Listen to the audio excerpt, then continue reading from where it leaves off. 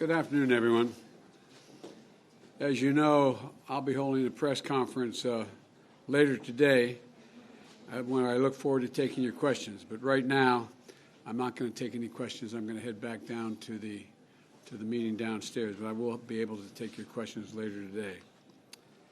Right now, I'm here with the European Commission President von der Leyen, who's been a great partner, because the United States and the European Union have reached a major breakthrough that will address the existential threat of climate change while also protecting American jobs and American industry. Together, the United States and the European Union are ushering in a new era of transatlantic cooperation that's going to benefit all of our people, both now and, I believe, in the years to come. And it's a testament to the power of our strong partnership and to what the United States can accomplish by working together with our friends. Here's what this deal does. It immediately removes tariffs on the European Union on a range of U.S. products and lowers costs to American consumers. It ensures strong and competitive U.S. steel industry for decades to come and creates good-paying union jobs at home. And demonstrates how, by harnessing our diplomatic and economic power, we can reject the false idea that we can't grow our economy and support American workers while tackling the climate crisis. We can do all three of those things. We can and we must do both. The American workers are an essential part of the solution to the climate crisis. And I would argue, I've said before, that when I think climate, I think jobs. I think of good-paying jobs around the world. You know, I think it's possible for us to do both, as I said, and the workers are an essential part of this solution. Building on our close partnership on our shared values, the United States and the European Union have committed to negotiate a carbon-based arrangement on steel and aluminum trade. These arrangements will, one, lift up U.S. aluminum and steel, which is among the greatest steel in the world. That's somewhat prejudice on my behalf. Incentivize emission reductions in one of the most carbon-intense sectors of the global economy. Restrict access to our markets for dirty steel from countries like China, and counter countries that dump steel in our markets, hammering our workers and harming them badly, along with the industry and our environment. Today is a testament to the power of American diplomacy and strong partnerships to deliver tangible benefits for American workers and the middle-class families in America. I thank Gina Raimondo and our Secretary and Ambassador Catherine Tai for their leadership to get this done, but they had a really first-rate person to work with to get it done. And I want to thank the European Commission President von der Leyen for her team and her partnership. She's been straightforward from the very beginning as we work to come up with a creative solution that benefits all of our people. Over the past 9 months, the United States and the European Union have come together to take on major global challenges by looking to all that unites us and the shared interest we have both in Europe and the United States. We've resolved the 17-year Boeing-Airbus dispute, and we're in close partners to address COVID-19 and combat climate change.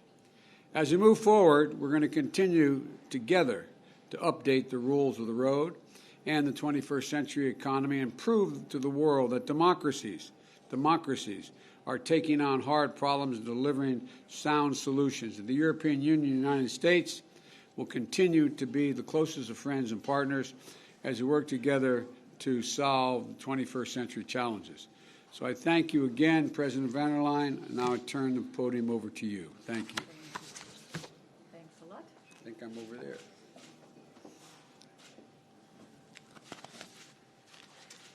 Thank you very much, Mr. President, dear Joe. Thank you very much. And I'm also very pleased to announce that, Mr. President, you and we have today agreed to suspend the tariffs on steel and aluminium and to start the work on a new global sustainable steel arrangement. And this marks a milestone in the renewed EU-US partnership. And it is our global first in our efforts to achieve the decarbonization of the global steel production and trade. It is a big step forward in fighting climate change. The arrangement is, of course, open to all like-minded partners. Steel manufacturing is one of the highest carbon emission sources globally. And for steel consumption and trade to be sustainable, we must address the carbon intensity of the industry. We must also address problems of overcapacity. And this is what the Global Sustainable Steel Arrangement is all about. We will work together with the United States to ensure the long-term viability of our industry and to encourage the production and trade of low-carbon steel. This new global initiative will add a new powerful tool in our quest for sustainability. It will be a major step forward in achieving climate neutrality, and it will ensure a level playing field for our industries. It is yet another key initiative for our renewed, forward-looking transatlantic agenda with the United States. Since the beginning of the year, as you said, Mr. President, dear Joe, we have restored trust and communication. We put to rest our disputes on aircraft subsidies. We set up our Trade and Technology Council. We created a vaccine partnership. We reached an agreement on global minimum tax. And now we have found a solution on EU-US steel and aluminium trade. I thank you, Mr. President, dear Joe, for your announcement that the United States will remove US tariffs on EU steel and aluminium up to previous trade levels. This will alleviate a major part of the existing trade irritants.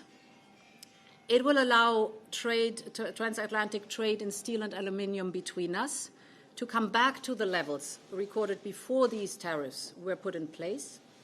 And following this US decision, I am pleased to announce that the Commission will also propose to suspend the tariffs that we had introduced. I'm also pleased to join President Biden in announcing the pausing of our dispute on this issue in the World Trade Organization.